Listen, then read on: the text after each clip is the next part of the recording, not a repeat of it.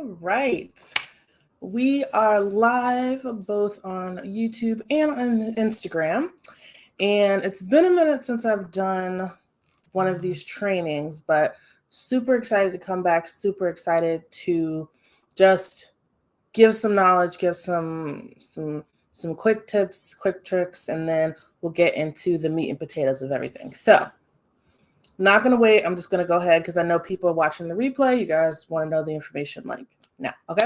So first and foremost, this session is going to be all about talking about whether you should pivot or stay where you're at when it comes to this job market. And I'll talk a bit about this job market. I'll give you some different strategies on how to assess whether you should stay or go. And it really just depends on you, your stage, the stage of life you're in, and a plethora of other things. But feel free, ask any questions. If you're watching this live, you can go ahead and pop your questions in the chat. If you're watching this on replay, feel free to put your questions in the comments. All about answering questions. Now, my name is Jordan, and I am a career and confidence coach, and I help individuals, specifically I help corporate professionals land their next role. So whether you want to pivot, whether you want to promote up, or whether you're looking to just gain some leadership experience, whether you're looking to gain the skills necessary to do either of those things, I got you. So like I said, today we're going to be talking about whether you should stay put or pivot. So first, I want to give kind of like a brief overview of what we're really seeing in the job market right now. So if you've seen anything on the news, if you've seen anything on pretty much any channel, right, that talks about the current and local news, then you're going to see that tech layoffs are happening. You're going to see that a lot of people are having a hard time landing jobs right now. And some would say that it's industry specific. So a lot of people are saying, like, for example, if you work in tech, big risk, big reward. So people in tech are making six figures, upwards of $200,000, $300,000, right? And so people are like, oh, I really want that. I really want that prestige and that salary and those benefits when it comes to working in tech. But again, big risk, big reward. But we forget about the risk as well.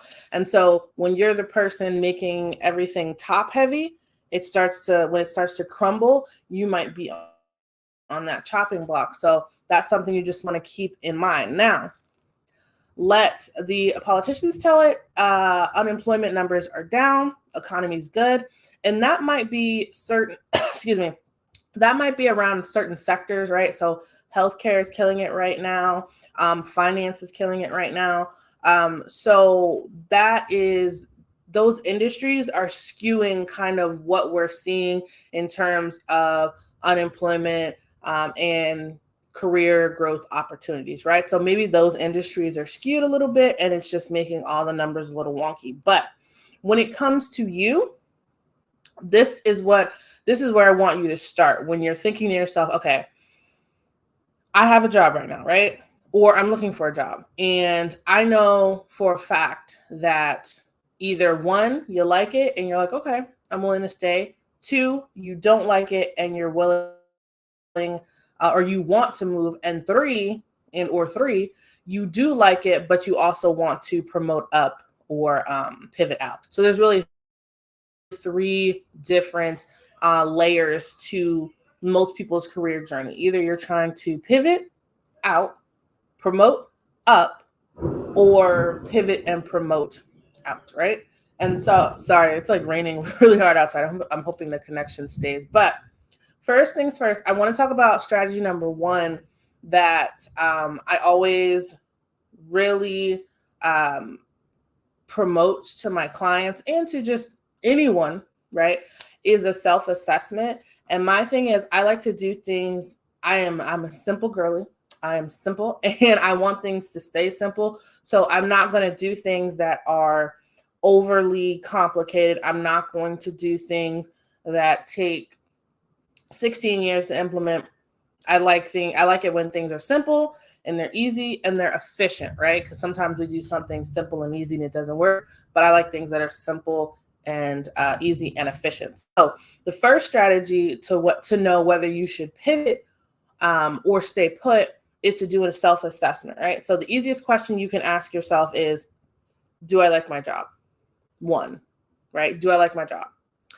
If you are on the fence about that, or whether you said yes or no, that's a good indicator of if you're feeling fulfillment at your job, if you're feeling that you have an impact at your job. Because if you don't feel like those things are happening, if you don't feel fulfillment and you don't feel impact, you're going to slowly but surely like creep down the path of, I don't like this job. Or you're going to slowly creep down the path of, it sucks, I'm trying to do something else, right? So we always want to look for purpose, fulfillment, those type of things, along with the benefits, the compensation, that whole thing, right? So do you like your job? All right. The second question you can ask yourself is, what are my career aspirations? And does this current role get me closer to those career aspirations? So if your current role is not serving you, or if you're saying to yourself, okay, I am ready for something new, I'm ready for something different, but I just don't know what, then you are already kind of 3 steps ahead of the person who hasn't even figured out whether their current job is going to propel them into the next one. There's a small subsection of the population who's like, I'm good, I'm staying, I'm Gucci, I don't want to move anywhere. But then for everyone else, for the rest of us, we're like, okay, it would be great to move on, either move up or move out, right? And so when it comes to you looking at the things that, okay, what is my 5-year plan? What is my 5-year goal? What is my 10-year goal? If your goal is to get into tech and make the 6 figures, right? But you have stayed in healthcare with no relation to tech, then obviously your current role is not something that's going to be pushing you towards your aspiration. And those aspirations are based on desired lifestyle. And I'm not talking about balling out. I'm not talking about G-Wagons and millions of dollars. I'm saying realistically, right? What is your desired lifestyle and how is your career aspiration matching with that? So if you're saying, okay, I just want to take a couple of vacations a year, I want to be able to go to the store and just kind of like throw all the cereal I want in there without looking, at the prices, and I want to be able to get, these ridiculously highly priced eggs. They're going up. But if that's the lifestyle that you want, then your career aspirations need to match up to that. And so when you are, I'm trying to make sure. So when you are looking at, is this current role matching my career aspirations? Is this a stepping stone job to what I want? Or is this more so of, I just got this job because it was a job and I needed a job, right? And there's no shame in that game. I'm sure we've all done that. But ultimately, once you start getting out of that entry-level roles, then you want to move to the mid. Now you want to start really looking at your career aspirations. So the first thing you want to do is a self-assessment, all right? Figuring out, do I like my job? And is it in line with my career aspirations? Right? And then next, you're going to want to, I'm trying to make sure I'm getting everything. Okay. So it's all about understanding yourself. A lot of people just we fall into, and same thing with me, right? We fall into these careers, we fall into these roles, and because we're always on that go, we haven't taken the time to really sit back and be like, is this something I enjoy? Is this something I can see myself doing in the long run? Do I see myself in maybe a supervisory position when it comes to this type of role? Or do I hate it with every fiber of my being and I would never want to be in a managerial or supervisory type role in my current industry or in my current company, right? So this is just a very quick self-assessment in those 3 questions, and saying, okay, if I don't like my job, it's not hitting my career aspirations, and I just don't feel like this is the place for me, then maybe it is time to pivot out, right? And especially if you don't like the place, moving up in a place that you don't like is not conducive to your happiness and your mental health, right? You want to find a place that works for you, and what works for you might not work for someone else. But again, this is all about career exploration. This is all about figuring out what you want and what you don't want. Man, that storm is getting crazy. So moving on to the next strategy. So we talked about the self-assessment. Next strategy I want to talk about when it comes to figuring out whether I want to pivot or whether I want to stay put is market analysis. So if you're understanding the job market, then you can start really thinking about what you want to do before you start making any drastic decisions, right? Because there are things in your life going on, right? Maybe it's you just got a house, you just had a kid, you just got married, it doesn't matter. There are always circumstances, there are always situations. So your professional life needs to work around those situations and not the other way around. So you should not be trying to fit your life into your profession. Your profession should fit into your life. So understanding what your market is doing. I'm not saying you need to be all CNN and investigative journalism and all that stuff, but it is good to see what your market is doing and understanding important industry trends, understanding the demand, right? So if you want to get into, and I was coming back to tech because this is a lot of people, if you want to get into tech and you're like, okay, I really don't know what I want to do. Well, the market right now is telling us that AI, right, artificial intelligence, and the scope around it. So people that make it, people that maintain it, people that tweak it, all this stuff, that industry is growing. So is it necessarily worth you getting a certificate or getting experience in AI? Maybe, maybe not. It depends on what you want to do. You just need to really think about why you're trying to move into this and if the market is open to that, right? So for example, let's say we were still in 2020. 2020 was not the time to try to become, like an in-person event planner, right? That wasn't the time. That wasn't what the market was calling for. That's not what was trending at the time. At that time, 2020, 2019, 2020, it was all online. It was, my lights. It was all online. It was basically anything that you could do online, we were moving to online. So if you could, for example, help a business move from brick and mortar to online, you were killing it. But if you were more in the physical space, you were having a hard time because the market did not dictate physical spaces, right? We weren't even meeting. We weren't going outside.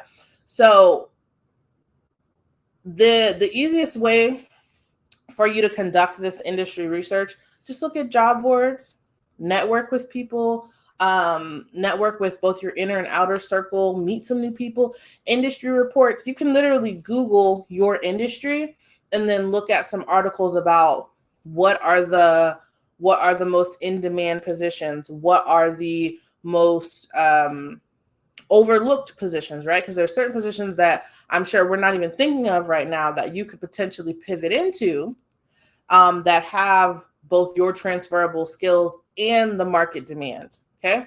So when it comes to market analysis, you just need to identify where there's growth for you, because if you're not watching out for your growth, no one else is going to be watching out for your growth.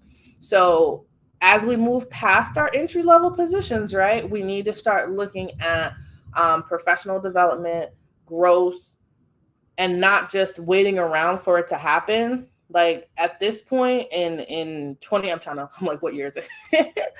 In 2024, the market has changed. It is turning back into an employer's market. And now you as a candidate, you as someone who is trying to grow their career, you have to do things and you have to walk a little bit differently than you did say circa, 2020 and before that. That was more of a candidate's market or an applicant's market, and you were able to be a little bit more choosy. Now you have to be selective in the strategies that you use, job searching, and the strategies you use for career development. Otherwise, you run the risk of just throwing your applications into the black holes that are job boards and not really seeing much, many results from that, right? So that's strategy number 2, market analysis. Is what you're interested in, right? Do I like my job? Do I want this job? Coupled with, does the market want me to want this job? Does the market have demand for this job? And if not, that's not necessarily a bad thing. It just means it's time to pivot a little bit to take those transferable skills that you have and use them in a different capacity. You can still do what you're interested in. You can still do what makes you happy, but you still have to take a look and account for, have to account for the market and what the market is demanding right now. And if the market is demanding healthcare and you're in finance, you can do finance in healthcare. There's so many, I'm going to go off on a quick tangent, but I think that being in recruitment, talent acquisition, whatever you want to call it, being in that sphere and becoming a career coach has really opened up my eyes to the fact of we live in a box when it comes to our career. Because think about when you were a child and they asked, okay, what do you want to be when you grow up? And your limited capacity as a child said that there was a doctor, a lawyer, a firefighter, and, a veterinarian. And so in your kid brain, you said, okay, these are the only 4 options. So I have to take my, my interest, my fascination with one or 2 of them and pick. Same thing with adults. As we grew older, our choices expanded, but they didn't expand. It doesn't expand infinitely. You only know what you know. And so if you don't know where to go to look for more information or different jobs, it's kind of difficult to figure out what's out there. I've perused job boards and been like, oh snap, I didn't even know that was a thing, right? So there's so many different types of finance jobs, tech jobs. You don't have to start as a help desk or support desk person. There are different other avenues. There are non-tech jobs in the tech sector that still pay very well. There are finance jobs in healthcare. Like I said, there are tech jobs in healthcare. Start thinking outside of the box. And I really, I think that's something that we all need to do, myself included. I'm not gonna say I am just the best thinker in the world when it comes to this stuff, but I'm trying to open my mind and therefore open your mind when it comes to these things, because we don't really talk about it. We just pick whatever we picked our major, and then we kind of either fell into or picked our first job, and then we kind of just rode the waves from there. But there's so many interesting things out in the world, and I would hate for you to just constantly be on that go and not be able to find what you really enjoy doing. Okay, so back to off of my soapbox, off of the tangent. So strategy 2, quick market analysis. Again, simple, stupid strategies. I don't want to do anything that's 50 hours long. I can't, my brain doesn't work like that. I need stuff that is effective and simple and things that I can implement, right? So the last strategy I want to talk about is it's kind of assessment, but it's more tailored. All right. I want you to think about this as, okay, I've looked at my overall situation, and now I want you to look at your skills. I want you to look at the skills. It's called a skill gap evaluation, basically. And bridging the gap between your skills and the roles that you want is going to open so many doors for you. Is going to be ridiculous. And I'm not talking about just 4-year education, getting a master's or bachelor's or, whatever. I'm talking about certifications. I'm talking about on-the-job training. I'm talking about shadowing. I'm talking about there's so many different things that you can be doing in order to not only assess the skill gap that you have, but also to fill it up. So you have to, so if you want to think about a Venn diagram, the first thing we talked about was self-assessment, right? So that's, do I like, my job? Do I like it? Then the second thing we talked about was market analysis. So I like my job, cool. Does the market like my job, right? So that's the two circles. The third circle is going to be the skills that you have. So if you like your job and you're skilled at it, but the market doesn't want it, problem. If the market wants it and you like it, but you're not good at it, then again, problem. Or if the market wants it and you're good at it, but you don't like it, recipe for burnout. So I actually posted something similar up on my IG. If I remember, I'll probably pop the link somewhere here for my IG folks. Just go to my page, and it's pretty much a Venn diagram of something similar. And so without those three things, you're going to run into issues. So we address those three things, and then we make it so that, boom, it is all in harmony. And so when it comes to closing the skill gaps, like I was saying, you can go back to school, take courses, gain certifications. But something that I think we don't think about a lot is gaining mentorship. Before I got into the coaching world, mentorships for me were just kind of people at work or in my like middle circle. So you got your inner circle, your outer circle, and your middle circle. There were people that are either at work or people in like my middle circle that could help me in both my professional and personal goals. But then I came into the realm of coaching and I realized, okay, wow, I can also get a coach. So I can have someone that has either been through it or can coach me through it, so that I can condense time and I don't have to make every single mistake. I'm all about making mistakes and growing and building from the things that you learn, but you can also grow and build and learn from other people's mistakes if you are willing to be open-minded and learn. And so when it comes to that, your mentor, your coach is going to help you fill in the gaps when it comes to, let's say, like if you are having a hard time landing interviews, then evidently it's either going to be a combination of your resume and networking, or it's going to be a combination of your initial job search strategy. A career coach like myself, I can see, all right, you're not landing interviews. Let's address this section. Let's say you are landing interviews, but you aren't getting the job.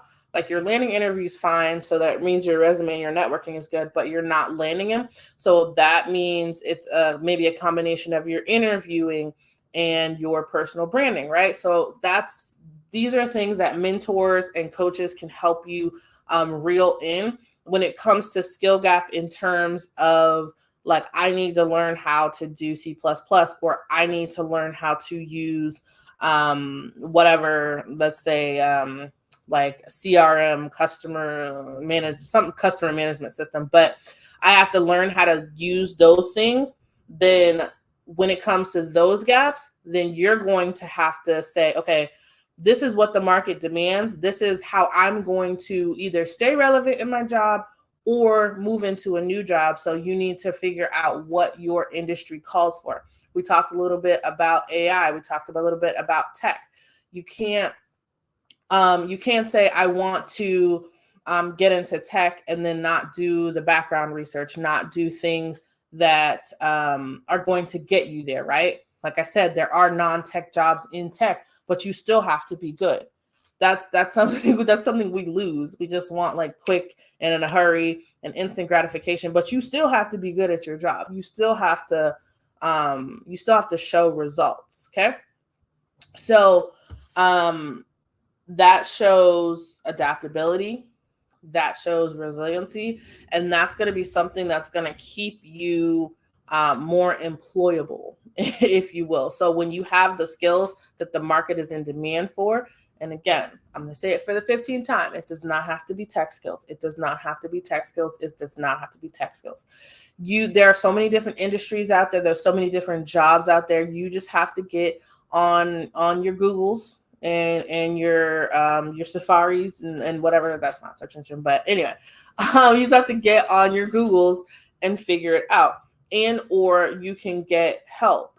Ask your peers, ask your coaches, ask your mentors. That's what they're there for, in order to help you kind of figure stuff out along the way. Okay. So there was a couple of questions that I wanted to answer, that I just want to make sure we're all on the same page and we are clear and concise and all hearts and minds are clear. So I'm going to go ahead and answer that. So first question was, how do I know if I'm ready to make a pivot? Signs, right? Signs are going to be, do you need to make a career change versus you need to improve your current situation? So first, do you like your job? We talked about that. Do you actually like your job? You're not going to love every single aspect of it, but do you like your job, right? Do you enjoy most aspects of your job? That's the first thing. Two, is the market in demand for that job? That's not to say that the market is going to be the sole determining factor, but if the market is saying no, then you're going to be fighting. It's not a losing battle, but you're going to be fighting a battle to keep moving up, because people that are already higher up in those positions, they're restructuring and reconfiguring things so that if you're in the middle trying to get up, it's going to be different by the time you get up there. So you want to make sure that the market is in demand. And then, do you want to change, right? Do you like your job, right? Or you dislike or you like your job, the market. And then, are you good at your job? We talked about the Venn diagram of those things. And then, does your personal situation in your life right now dictate that you change jobs? Have you been constantly looking up, different industries and daydreaming about leaving? Then that's something that you need to say, hey, okay, I am always like daydreaming and fantasizing about leaving and being in a different place. That's an indication of, if you're ready to make a career pivot. You also need to acknowledge any skill gaps you have. You need to acknowledge, hey, maybe I need to work on A, B, and C before I try to pivot. Otherwise, you're going to be kind of running on a hamster wheel when it comes to your job search. Okay. Next question, what steps should I take to assess the market? What steps should I take to assess the market before changing? Just researching, figuring out, again, similar question, making sure that you are informed, making sure that you know what you're getting into. The market, a lot of people are saying the market sucks, no one's finding anything. People are getting hired. It's just different ways around that. I suggest both networking and using job boards. But making sure that when you use the job board, you're not applying on the job board, you're going to the actual website, because we all know there's scams on the job board. We all know that companies are reposting jobs on the job board, even if they're not filling them. So I would definitely say just make sure you are doing your due diligence and figuring out if your next move is something that the market is open for, right? So for example, something that the market is not open for right now would be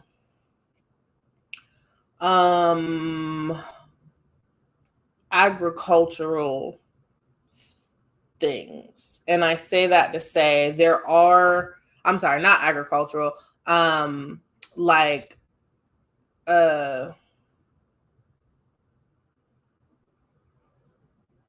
stick with agricultural. So agricultural Not to say that they're not hiring, not to say that it's not an open industry, but it's not as booming as healthcare and finance, right? But we all know logically we need agriculture. We need people who are um, growing things and maintaining, order in nature. Like we need all of that logically, but because of how fast we're progressing and how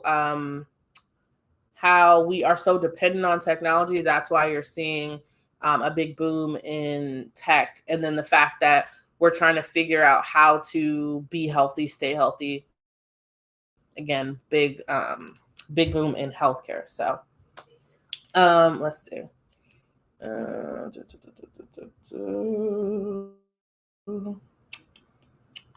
How do I get more experience how will I get more experience if I'm not being hired to do the job? To basically, how am I supposed to get experience if they're not hiring me so I can get experience? That's a good one. I think that ultimately you have to go out there and like either take it or make it, right? So when it comes to experience, if you're already in a role and you see like another unit or another section over here is something you want to do, you just have to. I personally would just muster up the courage to go ask if you could job shadow or see what they do or get some experience, because that's going to be the lowest hanging fruit for you when it comes to getting experience, because they're right there. They know you. And if they like you, or if they're like, oh, they're like, oh, you're in close proximity, sure, whatever, you can come job shadow, do that. In terms of if you aren't in a role right now, there's going to be tons and tons of like free certifications. You can self-teach yourself. There's also some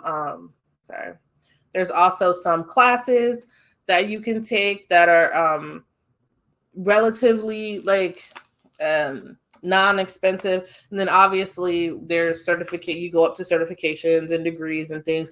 But first I would start with the free stuff. I would start with like going online and figuring out. Some colleges will do like free or low cost certifications. You can go through your library as well. They might have certifications or partnerships with schools or things.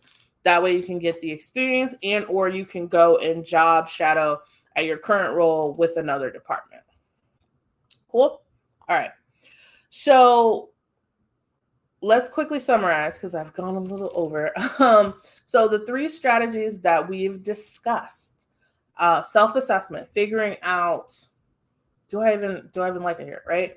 Market analysis, figuring out, does the market like that I'm here, right? Does the market like my job?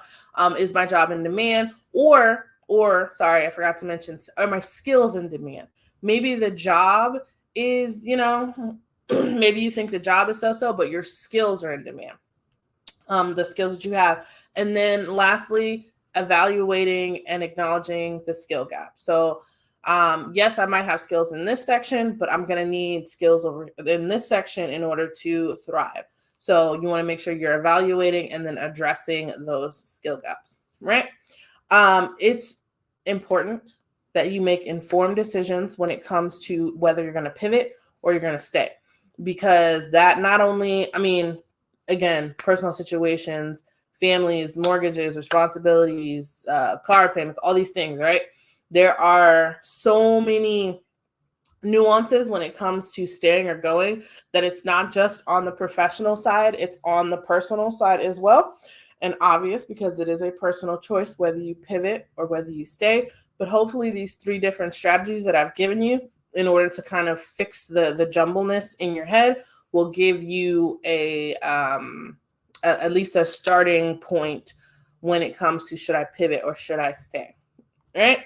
So you guys can definitely do this. I know 2 things can be true. The market is a little harsh right now. It is harsh right now, but there are still people landing jobs. There are still people going out and crushing it every day. So with that, I do have a training coming up, and I will put all the information for it either for Instagram, it'll be in the link in my bio. For YouTube, it'll be down in the description. But basically, I'm showing you, I talked about these strategies, but I want to get down into the nitty gritty of how to pivot in your career with purpose, not just pivoting to say, okay, I'm going to just run over here and do the next thing, and now I'm going to be upset and mad and angry and pissed off again, right? You want to pivot with a purpose. So this training is going to be all about how to lay down the foundation so you can pivot, knowing that, yes, I like this role. Yes, I'm able to do the job search strategies. Yes, let's do it. Okay. So this is going to be, I'm not going to give a specific date because I want to make sure that if you're watching this replay, but make sure you click around. If you're on Instagram, go to my bio. YouTube, go down in the description. It'll be all there. It's a free training. And I want you to be there because I want you to really start thinking about, in my career, am I happy? Or do I need more purpose, more impact, more compensation? The reasoning is your reasoning alone. But if you need a change, then that is what this training is for. I'm going to lay out some common mistakes that I see when people are trying to pivot, but it's also going to help those that are trying to just job search in general, whether you're in it right now, you're in the thick of things, or you're trying to figure out your next step while you're still, employed. So make sure that you guys pop up to that. And actually, I do think, I'm trying to remember. It will be on the 22nd at 8 p.m. So, and I was like, oh, I'm not going to say the date because if I change it, but I'm sticking to it. It is going to be on Monday on 22nd at 8 p.m. Make sure you guys go check that out, free. When you register, you'll get access to not only the replay if you can't make it live, but you'll also get access to the workbook, which I think is amazing. And it's just a good companion workbook to the training so that you can get down all your thoughts and really digest all of the information. All right. I have said all right like 16 times. Anyway, thank you guys so much for being with me today. Shout out if you're watching the replay, and I will catch you guys on my next live. All right. Bye.